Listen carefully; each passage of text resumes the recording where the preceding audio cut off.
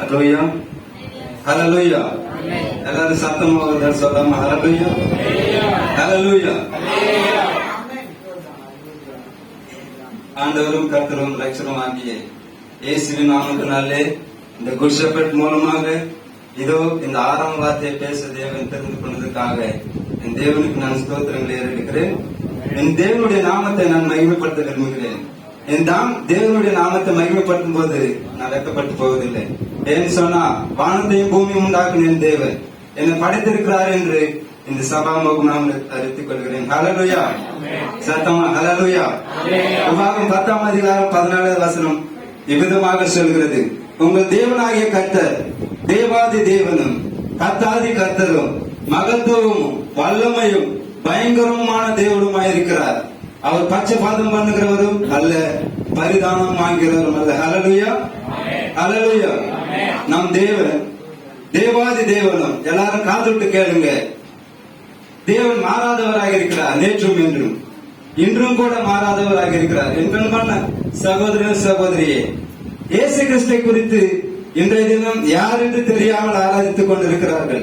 அவர் வல்லமையுள்ள தேவனாக இருக்கிறார், பரிசுத்தமுள்ள தேவனாக இருக்கிறார். வெளிப்படுத்தின விசேஷம் 19ஆம் அதிகாரம் 16வது வசனம் விதமாக சொல்கிறது, ராஜாதி ராஜா கர்த்தாதி கர்த்தா என்னும் நாமம் அவருடைய வஸ்திரத்தின் மேலும் அவருடைய தொடையின் மேலும் எழுதப்பட்டிருக்கிறது. ஹல்லேலூயா ஹல்லேலூயா.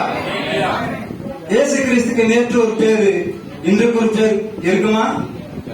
இருக்கா? அவர் நேற்றும் என்றும் மாறாதவராக இருக்கிறார். அவர் பூமியை உண்டாக்குறவராக இருக்கிறார். தேவன் பூமியை படைத்தவராகவும் இருக்கிறார். கர்த்தர் கொடுத்ததான 6வது வார்த்தையை தேவன் ஆசீர்வதிக்க போவதற்காக நம் மத்தியில் இருக்கிற ரமேஷ் ஐயா ஜெபித்து கொடுக்கும்படி நான் அன்புடன் வேண்டிக் கொள்கிறேன்.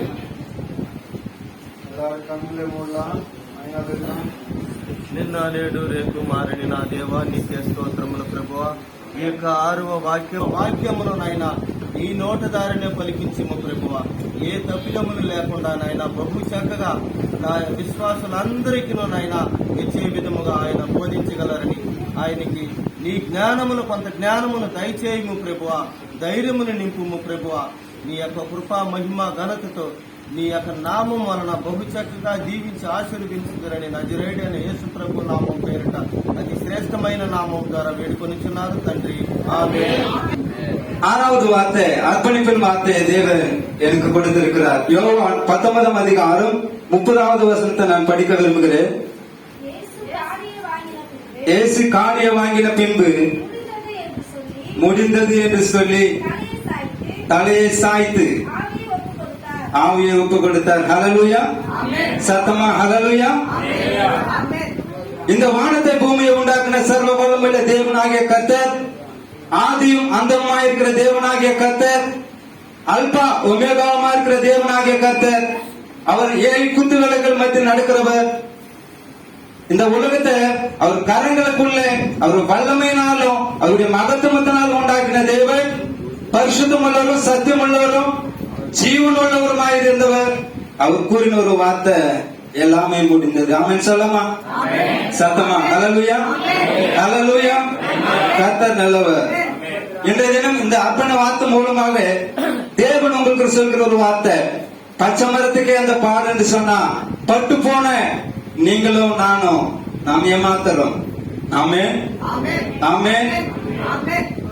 இந்த அர்ப்பணிப்பின் வார்த்தையை முடிந்தது என்று அந்த தேவனே சொல்லும் போது எவ்வளவு ஒரு வருத்தமாக இருக்கிறது. வானத்தையும் பூமியும் படைத்த அந்த தேவன் சொல்லும் போது நாம் ஏமாத்துறோம், நாம் தகுதி இல்லாதவர்கள் ஏமாத்துறோம். நம்முடைய வாழ்க்கையில ஆண்டவரே இனி முடியாது, இது முடிந்தது ஆண்டவரே, இனி என் வாழ்க்கை முடிந்தது நினைக்கும் போது கர்த்தர் தோக்குவரமா இருக்கிறார். ஹல்லேலூயா சொல்லாமா? ஹல்லேலூயா.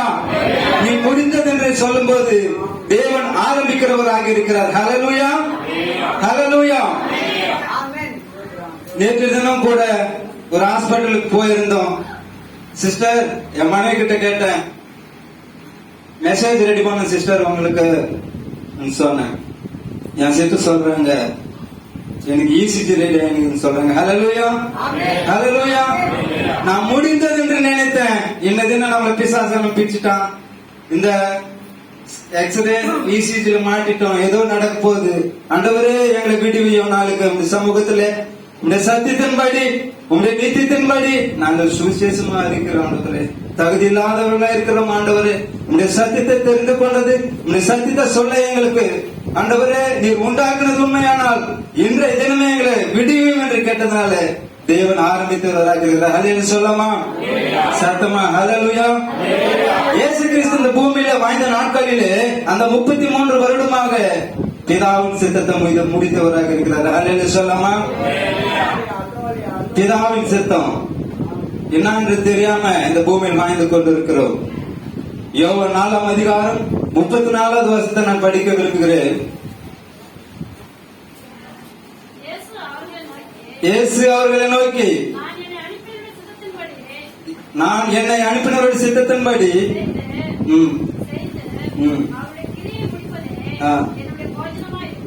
ஹல்லேலூயா ஹல்லேலூயா. கர்த்தர் மாறாதவராக இருக்கிற கர்த்தருக்கு ஸ்தோத்திரங்களை செலுத்துகிறேன். இயேசு கிறிஸ்து இந்த யோவான் 4:34வது வசனத்துல உங்களுக்கும் எனக்கு தெரிவித்தது என்னவென்றால் தேவன் பிதாவின் சித்தத்தை செய்கிறது அவருக்கு போஜனமா இருக்கிறதா. ஹல்லேலூயா. கரங்களை தட்டி ஸ்தோத்திரங்கள் செலுத்தலாமா. ஹல்லேலூயா ஹல்லேலூயா. அவர் இரவும் பகலும் பிதாவின் சித்தத்தை செய்ய ஆயத்தமாயிருந்தார் என்று பார்க்கிறோம். பிதாவின் சித்தத்தை அவர் செய்து முடித்தார் என்று நம்மளுக்கு வேதம் மூலமாக பார்க்கிறோம். என் அன்பான சகோதரி சகோதரினை இன்னொரு வார்த்தையை தேவன் உங்களுக்கு வெளிப்படுத்த விரும்புகிறார் பிதாவின் சித்தத்தை பற்றி. மத்தேயு 25ஆம் அதிகாரம் 35வது வசனத்தை நாம் தியானிக்க விரும்புகிறேன். மத்தேயு 25:35